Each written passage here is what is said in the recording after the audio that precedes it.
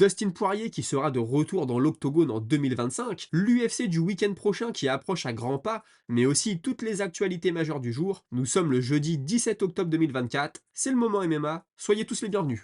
Man, how the hell you doing? I've been just fine living life with the noose and in my mind, all I hear is music. Watching your mouth move, damn you look stupid. I feel like everyone's a stranger.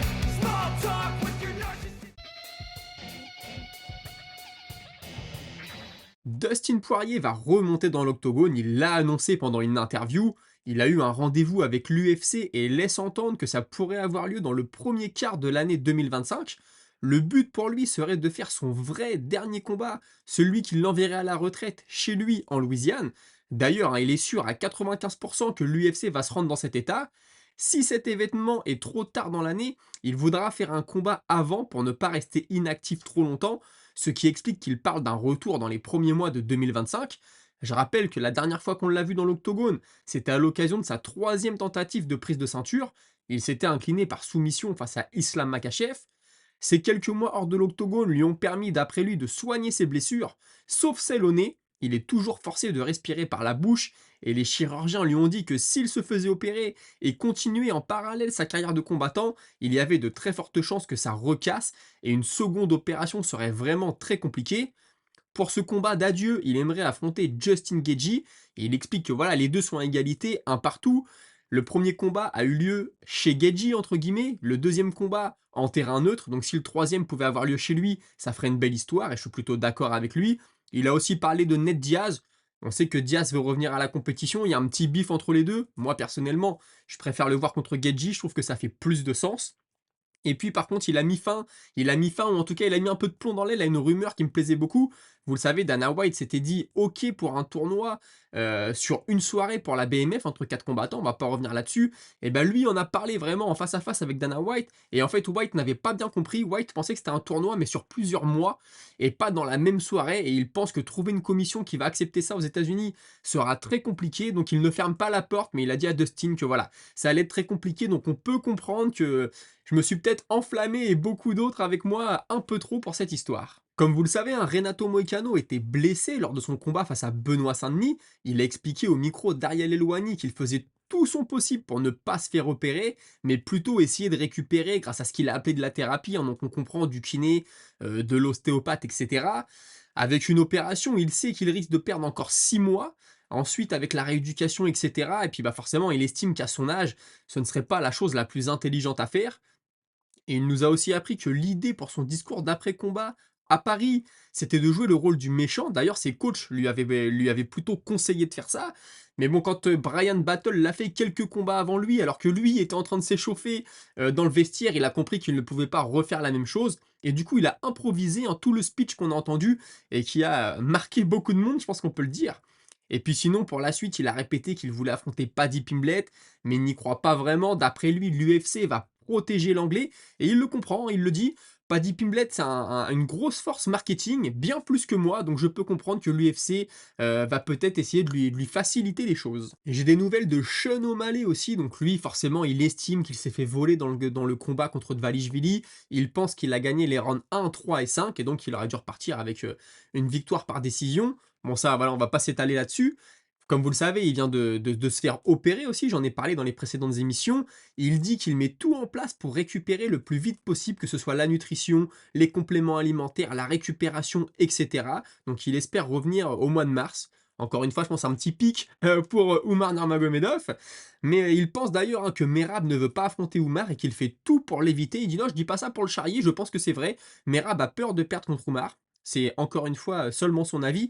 Et puis concernant sa carrière à lui, il estime qu'il n'est pas encore à son prime, qu'il va continuer à travailler pour progresser encore et encore.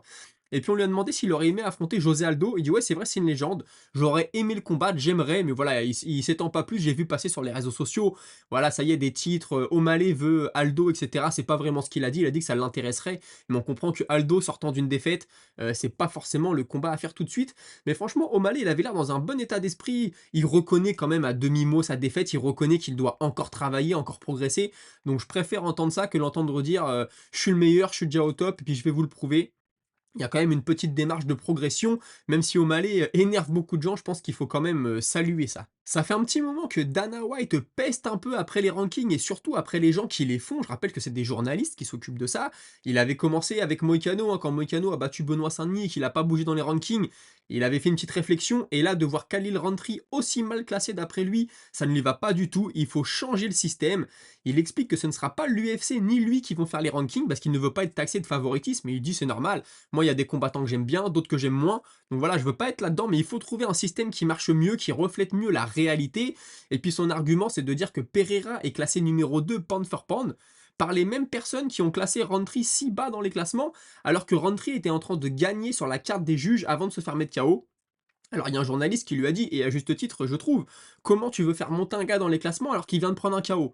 D'un côté je comprends la logique de Dana White qui d'après lui les classements ne reflètent pas la réalité, mais d'un autre côté c'est vrai tu viens de prendre un KO, peut-être que tu gagnais sur la carte des juges mais t'étais pas non plus en train de ridiculiser Pereira, faut pas abuser. Donc c'est quelque chose de très compliqué. J'espère qu'ils trouveront une solution à ça. Il avait parlé de l'IA il y a quelques semaines, mais l'IA n'est pas assez avancée encore. Il a aussi parlé de Brandon Royval, qui d'après lui mérite sa chance, hein, suite à sa victoire le week-end dernier, sa chance à la ceinture bien sûr. Donc on lui a demandé pourquoi dans ce cas-là avoir donné à Kai Asakura pour son premier combat à l'UFC tout de suite l'opportunité de s'emparer du titre. Il répond que Kai Asakura était champion dans son ancienne organisation, donc c'est un des meilleurs au monde, c'est le moment de voir ce qu'il vaut à l'UFC, et puis c'est aussi une question de timing, Pantoja avait besoin de combattre, donc voilà, on lui met quelqu'un en face. C'est quelque chose que je peux entendre, même si, comme je l'avais dit, j'aurais préféré que ça se passe autrement. D'ailleurs, en parlant d'Asakura, qui est japonais, Dana White estime que s'il continue à développer le sport en Asie et en Amérique du Sud, on trouve beaucoup de petits gabarits, il ouvrirait peut-être une catégorie des 105 pounds, donc encore en dessous des flyweight, c'est quelque chose de possible. Je sais que beaucoup auraient aimé une catégorie entre les légers et les welter, notamment des combattants qui demandent ça depuis des années. Il en a pas parlé du tout, mais la catégorie des 105 pounds, peut-être qu'on la verra un jour à l'UFC. Et puis il a conclu en parlant de Dan Hooker et Conor McGregor. C'est un combat dont j'ai parlé dans la dernière émission. Il dit pourquoi pas, ça pourrait se faire, mais c'est pas étendu plus que ça. Je pense qu'il commence à comprendre que les gens sont un peu lassés de Conor McGregor, et puis on sait pas s'il reviendra, reviendra pas, donc il veut peut-être pas commencer à faire des plans alors que peut-être que l'Irlandais ne remontera jamais dans l'octogone. Michael Chandler, lui, est revenu sur les raisons qui lui ont fait accepter un combat contre Oliveira et arrêter d'attendre Conor McGregor. Donc déjà, il y a eu un petit problème quand on lui a annoncé, c'était le poids. Lui, il devait affronter Conor McGregor en 170 pounds. D'habitude, il combat en 155 et contre Oliveira, ce sera en 155. Donc lui, il tourne autour de 190 dans la vie de tous les jours. Il dit donc je suis habitué à ça, mais là je m'entraînais pour garder ce poids le plus longtemps possible. Donc quand on m'a dit tu vas affronter Oliveira en 155, si tu peux, j'ai d'abord dit à l'UFC d'attendre un peu, de me laisser voir si je pouvais descendre le poids petit à petit et être prêt pour le mois de novembre. Il a vu que c'était jouable. Ensuite, on lui a dit que s'il battait Oliveira, il aurait sa chance pour le titre. Donc ça a fini de le convaincre. Il avait dit il y a quelques semaines que Conor McGregor n'était pas son prochain adversaire, mais que lui était le prochain adversaire de l'Irlandais. Là, il a un peu changé son fusil d'épaule. Moi, je pensais qu'il y avait un contrat. Il disait ça avec tellement de certitude. Mais finalement, non, il dit oui, mais tout peut aller très vite dans ce sport. C'est vrai que pour l'instant, je suis censé être son prochain adversaire, mais les choses peuvent changer.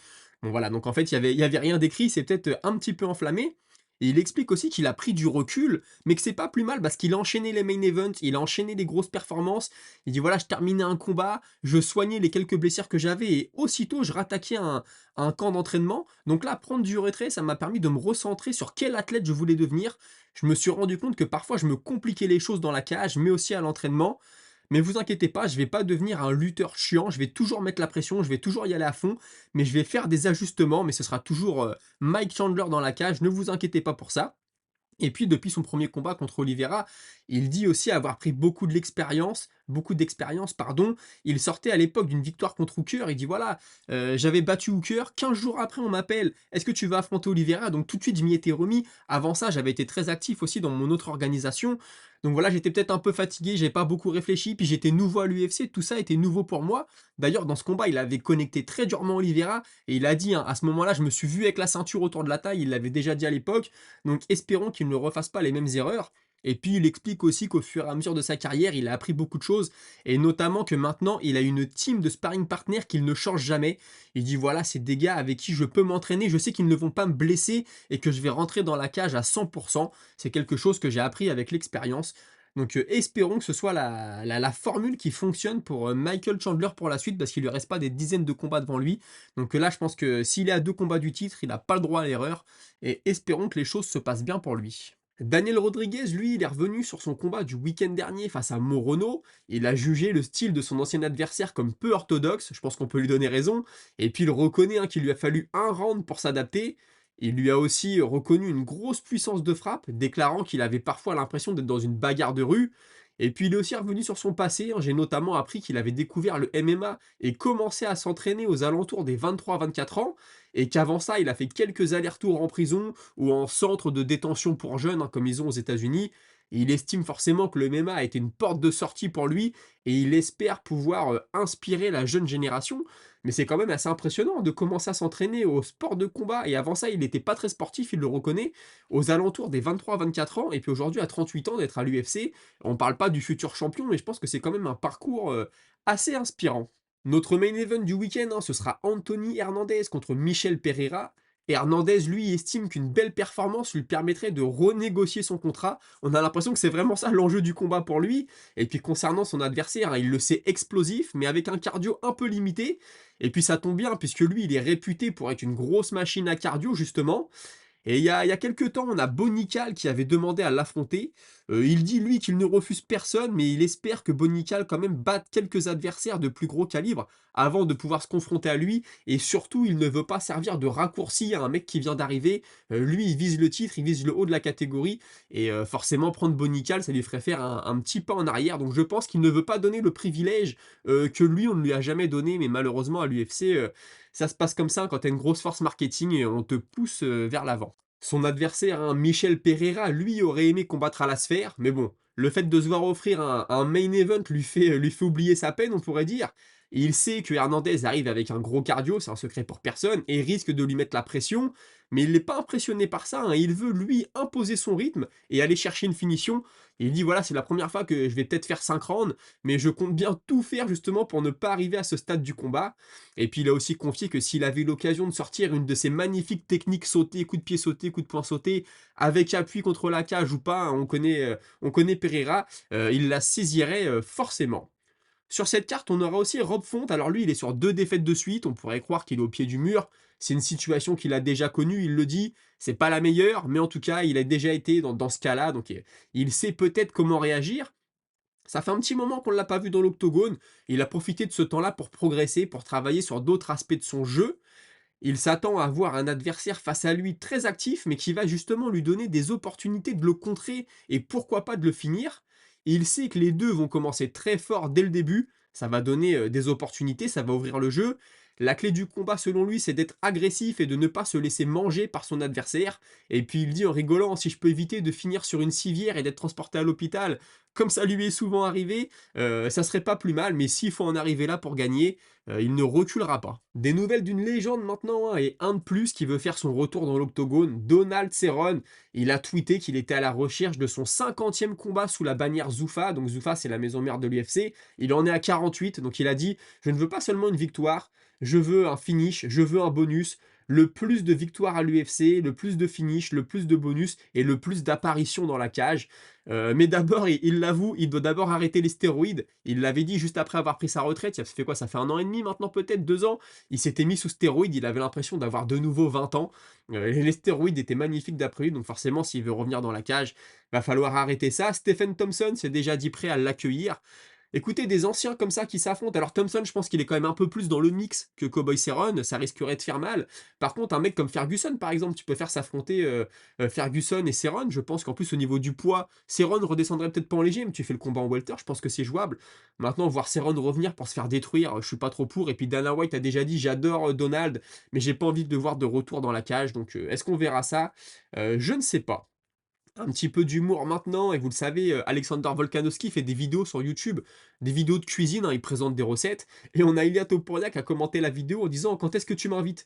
Et l'autre lui répond «Bah peut-être une paella après notre prochain combat», et Topuria qui termine l'échange en disant «OK, je ramènerai le vin». c'est la partie, c'est la facette de Topuria que j'aime bien, un peu d'humour assez drôle, un petit peu taquin, mais pas trop. Ça change de son interview, notamment face à Max Holloway. Et justement, Max Holloway a 27 ans, donc quand il avait l'âge de Topuria, il avait déjà défendu 5 fois sa ceinture et il était sur une série de victoires de 13 combats. Actuellement, il a 32 ans, Max Holloway, donc c'était il y a 5 ans, il y a pas si longtemps que ça. C'est vrai que souvent, j'ai l'impression qu'Holloway, il a 36-37 ans, tellement on le voit depuis des années, puis il a tout vécu. La victoire, la défaite, la perte de sa ceinture, etc. Mais voilà, pour ceux qui découvrent le sport, Ilia Topuria est très impressionnant, mais Max Holloway, à son âge, avait déjà une plus grosse carrière. Ça veut pas dire qu'il va le battre, mais il faut pas oublier ça. On a Ian Gary qui nous apprend qu'il y a environ un mois, on lui a proposé d'affronter Colby Covington. On lui a demandé: «Est-ce que tu serais prêt à l'affronter?» Il a tout de suite répondu oui, mais apparemment, Covington ne veut pas, donc il dit: «Voilà, moi je suis prêt à l'affronter, mais pas lui». Covington, on le sait, c'est pas le combattant le plus actif. Des nouvelles d'un ancien pensionnaire de l'UFC, encore une fois, qui s'est fait remarquer, mais pas dans le bon sens. Mike Perry, il y a une vidéo qui tourne sur les réseaux, il s'est fait arrêter par la police en Floride, il était en train de conduire sous alcool, et donc il se laisse interpeller, hein, sans violence, mais après il a quelques injures envers la police. On sait que là-bas ça peut coûter très cher, et donc il a fait un communiqué ensuite sur les réseaux où il s'excuse de son attitude, ça ne se reproduira pas. Il soutient la police, il sait pas ce qui s'est passé, c'était pas lui, etc., etc. Espérons qu'il s'en sorte, mais Mike Perry, c'est pas la première fois qu'il y a des débordements, malheureusement. J'espère que ça sera pas fatal pour lui un jour. Et puis on termine ces actualités avec une annonce de combat à un vétéran, une fois de plus, Cub Swanson, qui va affronter Billy Quarantillo, pardon. Ça va avoir lieu le 14 décembre prochain à Tampa, en Floride. Donc Swanson, moi j'adore, hein. Maintenant on sait que c'est un peu limité aussi, mais il nous a offert quelques belles guerres et j'espère que tout va bien se passer pour lui. Écoutez, on a fait le tour de l'actualité pour aujourd'hui, je vous propose de passer à votre moment avec la minute auditeur. Et cette minute, on la commence avec Aferp qui me dit: «Je vois beaucoup d'internautes qui enlèvent du crédit à Shafkat car il a quelques lacunes en boxe. Il n'a pas un seul parfait, mais au contraire, je trouve que ça lui fait une bonne marge de progression. Et s'il a le palmarès qu'il a aujourd'hui, c'est sûr que lui et ses coachs ont conscience de cela». Bah écoute, oui, je pense, hein, les choses sont pas parfaites, comme je te l'ai dit. Je trouve, moi, qu'il a la nuque un peu raide debout contre Geoff Neal. On l'avait vu prendre des coups, ça aurait pu être fatal. Maintenant, c'est un combattant assez complet. D'ailleurs, Chandler, hein, a dit qu'il l'avait vu à l'entraînement, ils s'entraînent dans la même salle. Ils s'entraînent jamais ensemble, parce que je vous l'ai dit tout à l'heure, Chandler a son groupe de sparring partner, mais il dit vraiment, il est impressionnant. Je suis vraiment fan de ce gars-là. Donc moi, j'ai hâte de voir ce que ça va donner. J'espère qu'il va être testé, j'espère qu'on va le voir pousser dans ses retranchements pour voir vraiment ce qu'il vaut. Mais oui, je pense qu'il est en plus assez intelligent, parce que contre Geoff Neal, il s'était un peu entêté à rester debout. Contre Thompson, il n'a pas refait la même erreur, donc c'est bon signe. Et je pense qu'avec la team qu'il a, on va le pousser dans le bon sens. Ensuite, j'ai Casablanca qui me dit: «Excellent ce Royval, je m'en veux de l'avoir sous-estimé juste avant son fight contre Moreno. Un combattant très actif et spectaculaire, on s'ennuie pas avec lui. Comme tu as dit, j'espère qu'il sera champion de l'UFC, sincèrement, il le mérite». Ouais, moi, c'est le genre de combattant que j'aime beaucoup, tu vois, il est actif, il évolue, il est généreux dans la cage, c'est jamais chiant à regarder. Qu'il gagne ou qu'il perde, il revient toujours, il en veut. Il y a des combattants, parfois, tu sais que quand ils ont perdu, ça a changé leur carrière. Lui, c'est pas le cas, il est toujours dans les discussions très intéressantes, et puis surtout, il fait ça dans une catégorie au niveau très relevé, donc tout mon respect pour Royval. Ensuite, on a Gaëtan Gigeli qui me dit: «Je trouve que Oumar est trop favorisé, il devrait encore faire au moins un combat avant de demander Merab. Il a beau avoir la même tête que Khabib, c'est pas pour autant qu'il doit être favorisé». Et après, il y a Jacouille Lafripouille qui t'a répondu: «Il a battu Sandhagen, tu veux qu'il batte qui d'autre? Sandhagen, c'est le gardien de la ceinture, si tu le bats, la ceinture est pour toi». Ouais, moi, c'est ce que je t'avais répondu, quelques minutes avant. C'est vrai que moi je trouve qu'il aurait peut-être dû avoir un combat avant Sandhagen, mais à partir du moment où tu bats Sandhagen, là, je vois pas qui tu peux affronter qui va te donner encore plus de crédit. À une époque, on aurait pu dire Cerudo, mais il est pas sur la meilleure série de sa vie. Bah, Figueiredo, je le vois pas aussi haut que Sandhagen finalement. En plus, bah, Figueiredo maintenant est booké.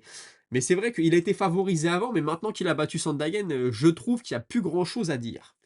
Écoutez, c'était tout pour aujourd'hui. J'espère que vous avez apprécié l'émission. Il y avait pas mal de choses à dire. J'espère qu'on aura l'occasion de se retrouver demain. C'est pas sûr. De toute façon, les combats du week-end, c'est pas les plus gros noms, mais je pense qu'on va avoir du beau spectacle, hein, notamment dans le main event, mais aussi avec Rob Font. C'est un combat que j'attends beaucoup. On a Elkins aussi qui combat sur la carte principale. Donc j'espère que demain on pourra dire un petit mot de ça. Et puis sinon, on se retrouvera la semaine prochaine pour débriefer. Passez un bon week-end. N'oubliez pas non plus Ngannou contre Ferreira. C'est vrai que la promo n'est pas au top, hein. Il n'y a pas grand-chose qui sort sur les réseaux, pas beaucoup d'interviews. Le PFL fait un peu des épisodes comme l'UFC Unbeaten. Ça prend pas trop. Donc écoutez, espérons au moins qu'on ait du spectacle dans la cage. Et puis je vous dis à demain ou à lundi. Passez un bon week-end ou une bonne soirée. Salut.